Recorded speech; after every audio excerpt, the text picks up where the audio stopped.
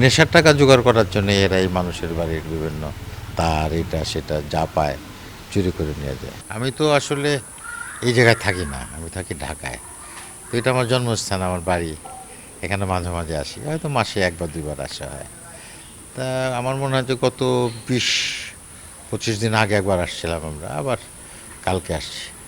তো এসে দেখলাম যে বিদ্যুৎ নাই, বিদ্যুতের লাইন কাটা এখানে, মানে চোরে কেটে নিয়ে গেছে।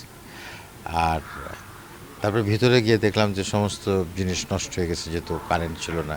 কেউ তো টের পায় নাই যে ভেতরে কারেন্ট নাই। ফ্রিজের যে সমস্ত ডিপ ফ্রিজের যে সব জিনিসপত্র ছিল সব নষ্ট হয়ে গেছে। পরে যখন ছাদে গেলাম, আমাদের দিয়ে এসি আছে দুই রুমে। তো এসির দেখলাম যে এসি তো স্প্লিট এসি। তো ছাদে তো মেশিন, ওখানে দেখলাম তো সব তার কাটা। এইদিকে আমাদের গ্যারেজ, ওই যে গ্যারেজ দেখা যাচ্ছে, গ্যারেজের এই দিক দিয়ে লাইনের তার আছে, সব কেটে নিয়ে যাচ্ছে। তো এটা প্রায়শই হচ্ছে। এর আগেও 6 মাস আগে একবার এরকম হলো যে এখান থেকে তারটা কেটে নিয়ে যায়, ওই লাইন থেকে। এগুলো তামার তার থাকে, কেটে নিয়ে যায়। আবার এসির সঙ্গে যে তার পাইপ থাকে সেগুলো তার।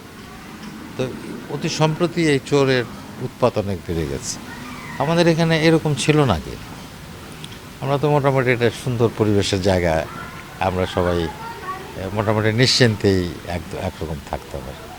তো অতি সম্প্রতি দেখা যাচ্ছে যে চোরের উপদ্রব বেড়ে গেছে, এবং যতটুকু খোঁজখবর নিয়ে জানা গেল, এর মধ্যে সম্প্রতি একটা চোর ধরাও পড়েছে।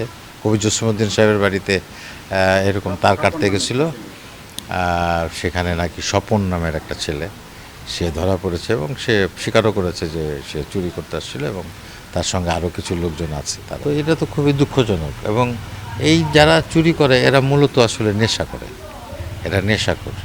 নেশার টাকা জোগাড় করার জন্য এরা এই মানুষের বাড়ির বিভিন্ন তার এটা সেটা যা পায় চুরি করে নিয়ে যায়।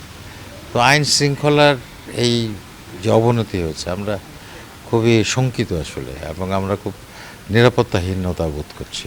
চুরির বিষয়ে যেহেতু চুরি হয়েছে, থানায় আমরা গিয়েছি।